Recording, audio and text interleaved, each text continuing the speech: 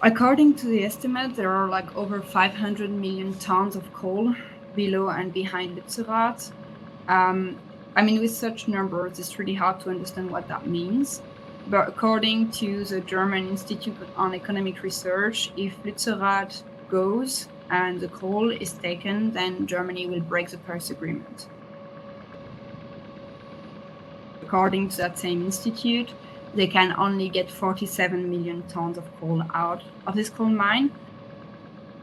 47 million tons is just already way too much. I mean, like, it's all nice and well to talk about like that many millions. You can still have that, and you have a budget, and you have 1.5, but like for millions of people across the world, like the situation as it is already hell, and this is just not acceptable.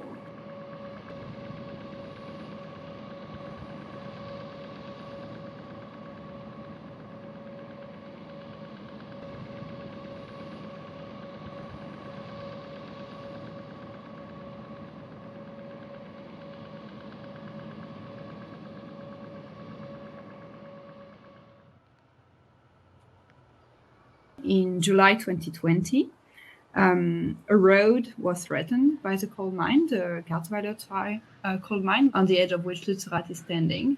And so one has to know that there has been a very sustained effort in the region by a small group of activists to create connections with villagers in the villages threatened by that coal mine over the past few years. There was really this understanding that it was necessary to connect the activist world and the normal people's world, knowing that a lot of villagers were already not happy and had been resisting eviction for a long time.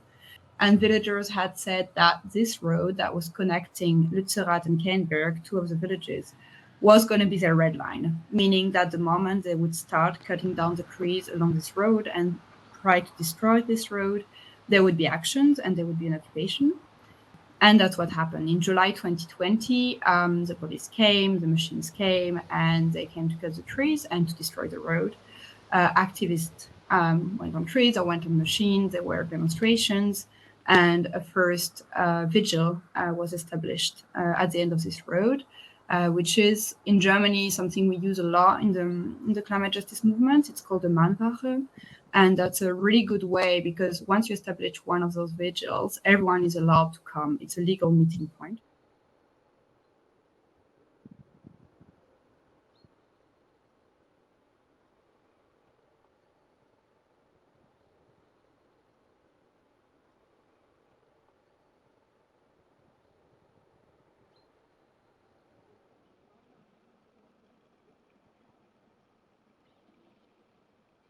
There was one farmer in Lützerath who refused to sell Eckhard Heukamp, and he basically allowed us to set up a couple of tents on one meadow. And then a few weeks later, there was a really big storm, and so most of our tents actually were destroyed by this storm. And then we went to his house, and we were just like, we don't really have anywhere to sleep right now. And he basically opened a house to us.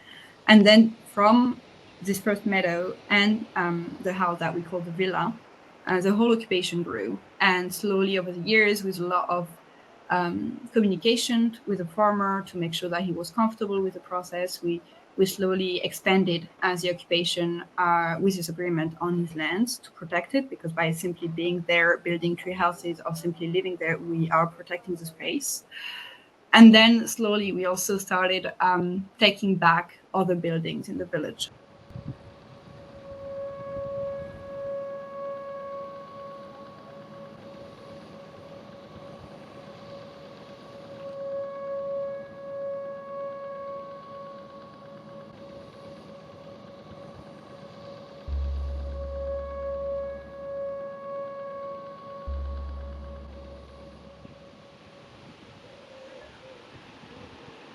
Trees are of course symbolic in a way, but it's not, I mean, they're not more symbolic than oceans or other things. It's just from a very practical point of view, trees are very good tools to occupy space.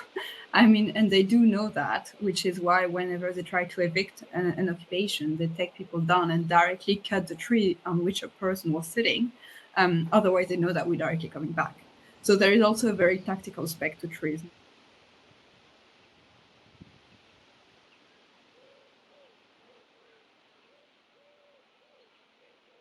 And by now we have like enough like aerial bridges, so like bridges in the air, made of ropes and tree houses, so that when the police is here, the whole village can basically move up, because that's our best defensive strategy. It's to be as up and as difficult to reach as possible.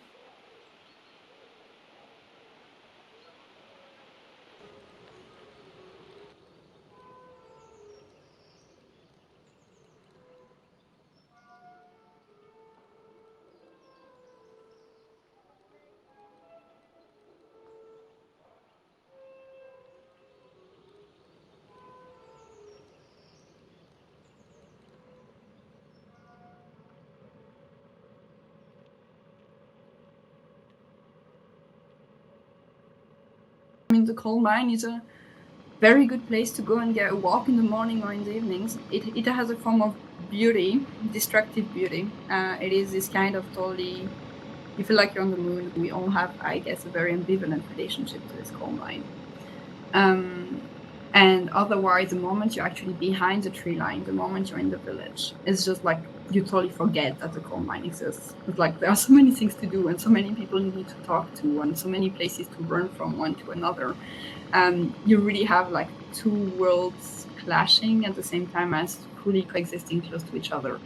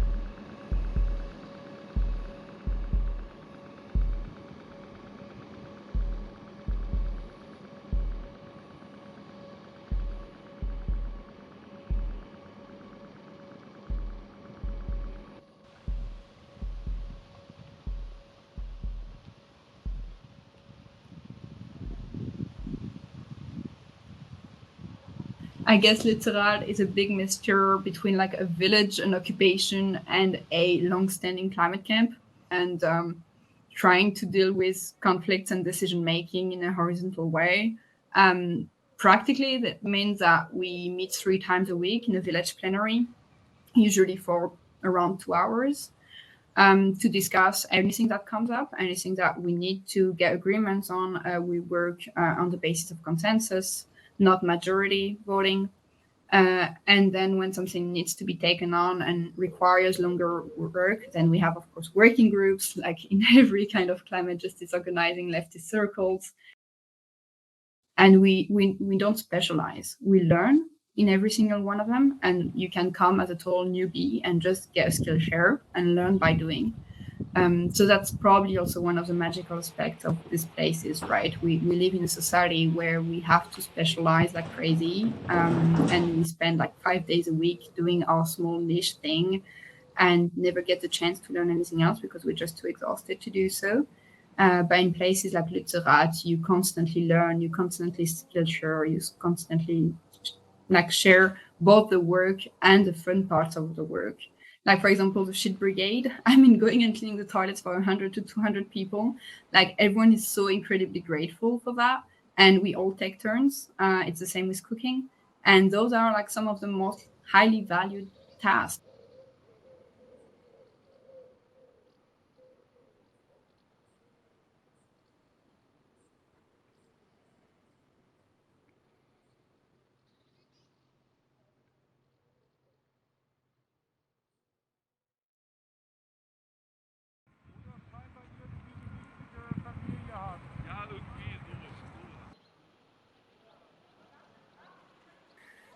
So what RWE does when they're going to destroy a place is that they build an earth wall. They basically dig out soil and build a kind of wall. I mean, not super high. And that's usually the way of showing the space that is going to be destroyed and of kind of not really securing it, but in a way doing that a bit and making it very clear that they're going to come for it now.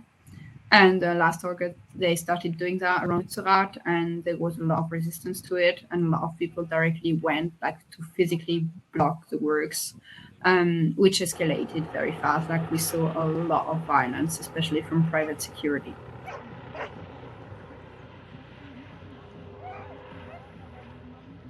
The wall they tried to build in August was a perfect opportunity to get people to do something whenever they wanted to do sports, because you could like undo the wall with a shovel, and that takes a lot of time and energy. So.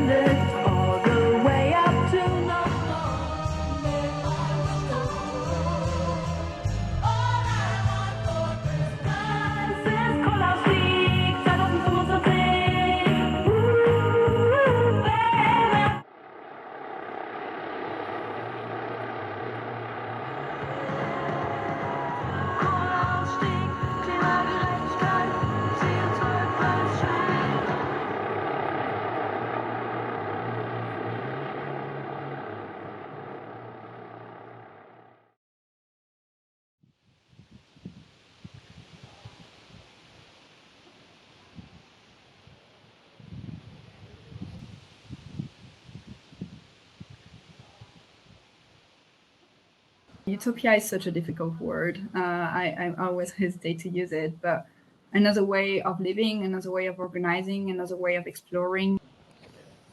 I'm always more in the like, I'm not happy about this rather than exactly knowing what I want, but somehow I think already a different way of organizing, working on the basis of consensus, working on the basis of needs, and not on not putting people in boxes, but actually giving people a chance to just say what they need and trusting people to be responsible members of the community and to actually voice what they actually need. A lot of our society, and I come from Western Europe, so I can only talk about that, but a lot of what I've seen in the Western European society is that the trust in other people is totally destroyed. We just expect the person next door to just wait for the chance to grab our house or like our job or whatever. And that is not true. That is not how people react. That has nothing to do with people's basic needs or instincts. That is a total construct. And I think enabling people to communicate in a healthy way, to acknowledge emotions, to acknowledge needs, to share those, and to experience a space where those needs and those emotions can be met with respect is already incredibly transformative for people who go through spaces like Lützerath.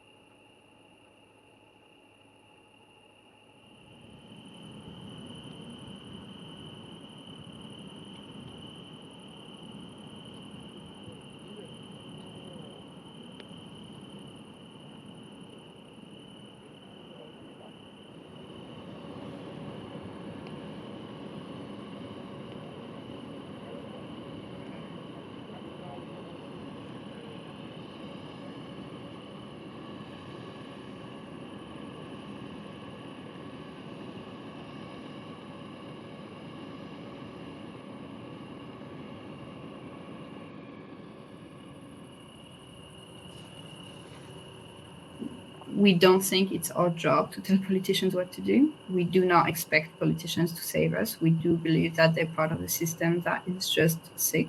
That system is just not healthy. It's making people and the whole world sick. And we don't want to build into that.